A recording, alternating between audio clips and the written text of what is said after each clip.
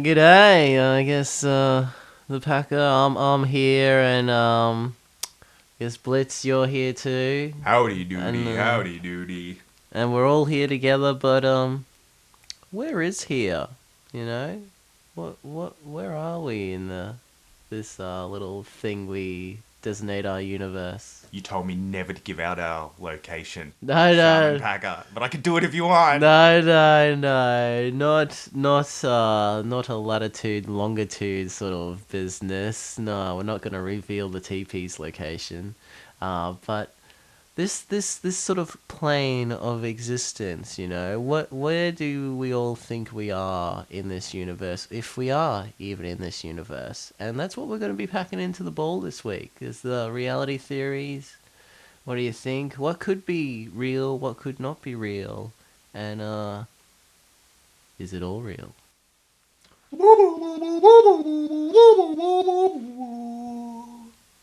So yeah, I guess a good place to start is that we all see reality different anyway. So anyone who's ever gone on meds and stuff or taken any sort of drugs is going to realize the world changes, and everyone always blames the meds or the drugs, but some people take meds and drugs just to balance themselves so they're back in the same world as the rest of us. So how do you know which one's even real? And is this all just a chemical game? Could we be brains in a jar? What do you think about that, Mr. Packer? Well, I think brain in the jar theory might have some merit to it. But yes, brain in the jar theory. It's the theory that our reality is nothing but electrical signals charged into chemicals that surround this brain that we are in a jar in some sort of lab or massive simulation. It's quite close to the Matrix theory as well, that this is all just a virtual simulation and you're plugged in. And they overlap a lot because the Matrix theory, it's implied that you have a whole body. Brain in the jar is obviously you're a brain in the jar.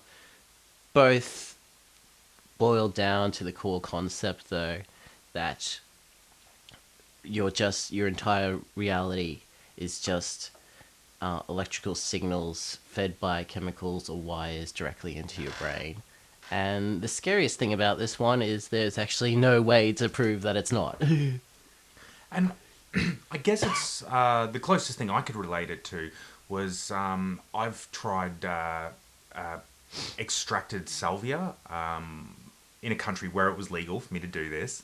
And now salvia, when it's consumed, usually it's got to be mixed with something else to activate it when you drink it.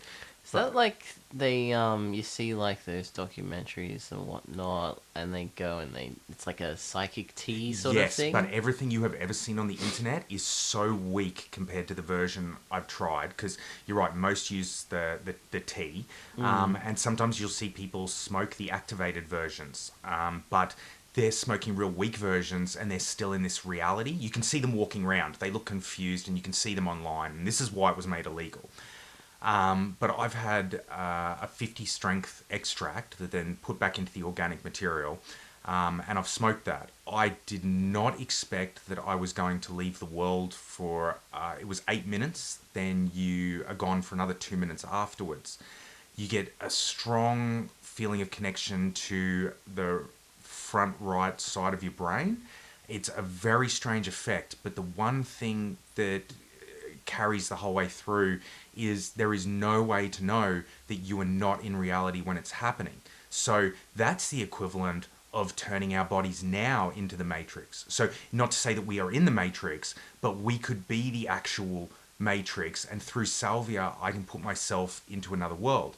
If I could put my body or my brain into a feeding tube now, so that I would be able to leave permanently, if that's how salvia worked and there was a way to carry it out. So I could live in another world permanently whilst thinking I'm living here. The whole time then, I could be a brain in a jar somewhere else. So if I'm a brain in a jar who lives in this reality, I've now found a way into another reality through using salvia. And the only difference is a reduction in certain brain chemicals took me to a whole other plane of existence. Yeah, that's fucked. Man, that's crazy. That's like yeah, just like the realities that could also be within the brain, or that your entire reality could just be happening inside your brain or someone else's brain. That's like the dreamer theory, and it's that this whole reality is a dream, and like the apocalypse that is predicted is just when the dreamer wakes up. That's really sort of poetic, that as well. I like some of these theories. But there's that other one, um, where it was, um, you kind of like in this continuous loop that you can't get out of, and it stems from, um, like when you die, that life flashes before your eyes. Basically, the theory is that when you're dying, your brain releases all these chemicals and it kicks all your memories into gear, and they make it very, all the memories extremely lucid and vivid. And when that happens, you basically start reliving all your memories inside your head. And the theory is that you've died at one point, you are now reliving all the memories of your life up to your death, and when you die again, in your memories, your brain will have the memory of reliving all your memories, and you'll loop that over and over in a elusive state of reliving your memories over and over, but having no memory that you're reliving your memories. Wow. Yeah. So you're doing the same thing for the first time forever. Okay. Yeah. And I like the idea of what you're saying, that there's a dreamer who, so we'd all sort It's of wake different up theory. at, But yeah. at the same time. Because I always like the idea of, and look, I'm not exactly sure which sort of branch of Christianity this is, but it's also, I think, how Lost ended, the TV Oh series that yeah. confused the shit out of everyone, is when you die, we all go to heaven at the same time. So it doesn't matter when you die. We will arrive at that spot at the exact same time as our great great great grandparents died. So no time at all will pass. Well, it's just So that if theory you is, have a plane that would heaven, you just have, it would be a place where time would not exist. it's like we're all going back at the same time, though. You are right, time no longer would exist. Although it could exist. We could all show up in heaven and have clocks, watches. Well, that would Imagine be you're a watchmaker on Earth and that that was would your dream be of heaven. us creating something though. That's true. That's true. But that So not only could we be living in a like it's different fake reality everything. than we believe now, but we can move to a reality that we self-create just through the chemicals in our brain. If you're saying we can force a loop, or if we can't stop the loop, maybe we can one day. Like maybe that's how the reincarnation I'm not saying eventually it's the theory. you get out of the loop and Well, that is quite interesting because in Buddhism and with reincarnation, they have the wheel of life, and to enter nirvana, you have to get off the wheel, and then getting off the wheel is reaching enlightenment. and a lot to do with enlightenment is the sitting there and the meditation and the things. Maybe they Yeah, have. it's because you have to understand your own reality and the universe to be enlightened. And then you can finally move on one day. Well, enlightenment is understanding the universe, and that's how you reach enlightenment. I think it's an old um, Buddhist proverb that the Dalai Lama was once teaching a group of monks, and he picked a blooming flower out of the grass and he held it up and he said, all of the universe is within this flower. And only one of the monks smiled at the Lama because he understood what he meant, and in that moment he achieved enlightenment. I bet you that he's talking about the macro and micro universes. And I've heard similar things where they say when you strike a match that you burn up an entire galaxy. because you start to look at how our planets are positioned, and you go, could those planets be electrons and protons that are spinning around their nucleuses, and can we just not see the forest for the trees? Are we just inside a flower petal at the moment? And I think that's what they're getting at. If we could be a tiny part of a flower petal, then surely in this one flower there could be galaxies of actual people. Yeah. And this is just more reality theories. But I mean, then I might talk about like, let's say we acknowledge that this is our reality, that we live on this planet, that we're walking around, everything is the way that we acknowledge it. Will our eyesight only develop to see within a very small spectrum? So if you look under UV lights and microscopic lights, everything looks different. We could be walking around seeing skeletons of people whilst they have their flesh on, but we don't. We see things the way we do. So our reality looks this way because I guess we've evolved to this, but our vision could be completely different. And I couldn't imagine what it would be like to be able to see all the ultraviolet waves that we can't see. The world could look completely different. If we saw in different waves, we might look at the moon and go, oh my god, there's actually like orange lights that flash around the moon all night long.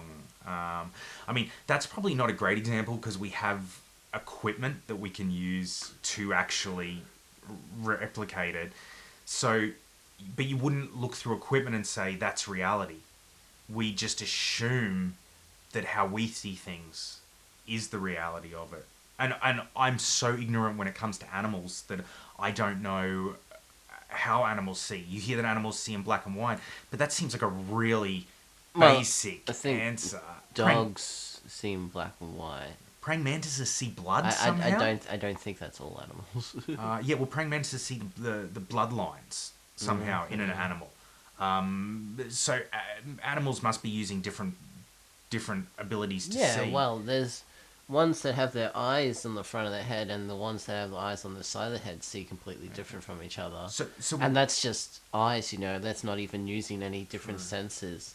Like stuff that are fucking hive minds.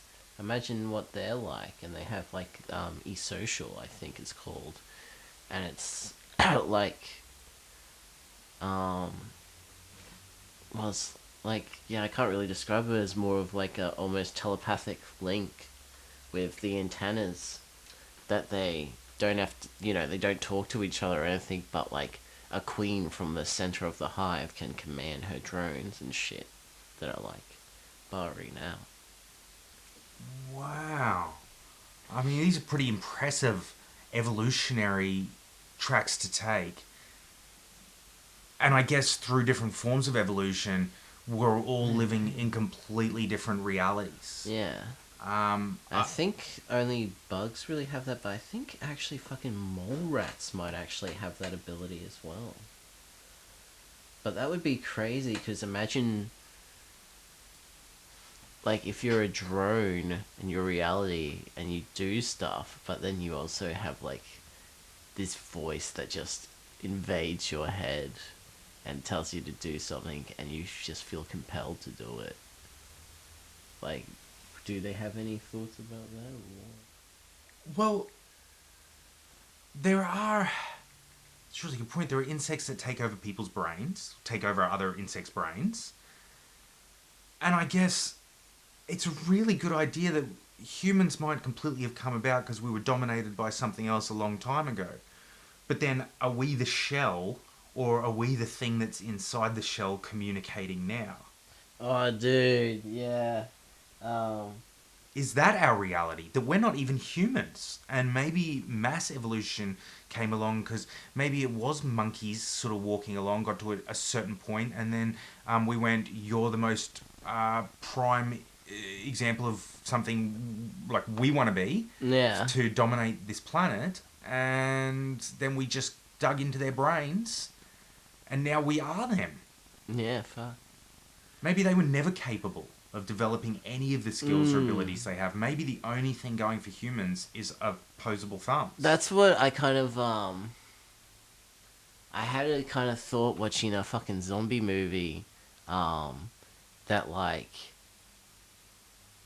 without people being conscious and everything and sentient, we would basically be like zombies. They'd be like not the running ones, more the ones that are feral, because they don't attack each other. They just move around in herds, and then what are they doing? They see some food, they run at it, and then they just bite into it and eat it. And that's what all animals do, all predators. We're the only ones that stop and cook our stuff, and we've made it normal to butcher and cook things. That is true. Does any? I mean, surely there's got. And then like Yeah. zombies are just like basically non-sentient feral humans. Yeah. And they almost go back to, even though they have eyes, which a lot of us take for granted, zombies are Crazy. more reacting in a way where, if you look into how animals and humans developed eyesight, there's thousands of years that it just takes, where at first you develop the skill just to see almost like single lines of light. Even though you have no eyes, you see these lines, you can then see the lines move to left or right. These are skills used to basically attack things. Zombies would only require that much. You could take the eyesight of zombies back to the start of man. That's how primitive they are, and they would still be able to hunt things, because anything that moves is food to them. Yeah. And if they make a mistake, they don't care. And as you see in all the movies, they get stuck in wire and stuff. So they're basically not using their vision Yeah. as well. Like only seeing things that move, basically. Yeah. Like the T-Rex in Jurassic Park. Yeah. So vision.